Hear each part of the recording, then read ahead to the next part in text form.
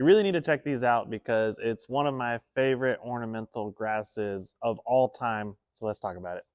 Ornamental grasses to me can be somewhat hit or miss, and this one right here is definitely a hit. So when I'm looking for an ornamental grass, I want something that's got a good habit that's not going to be either too small or way too big for the space. And this one coming in at that 3 to 4 foot range seems to fit into most landscapes really well without overpowering the space or getting lost in the background.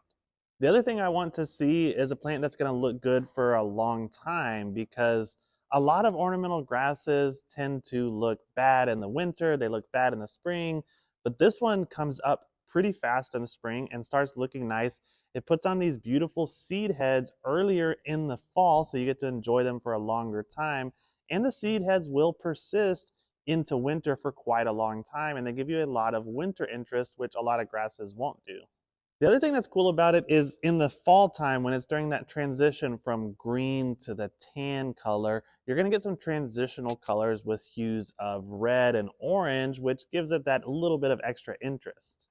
And this cultivar, the Adagio Maiden Grass, doesn't seem to have invasive tendencies that some other ornamental grasses can have. And it's also cold hardy all the way down to zone 5, and so this works for a huge part of the United States. Add to that, once it's established, it's quite drought tolerant, so this makes it a very flexible plant to add into almost any landscape. Definitely worth checking out in your landscape at home.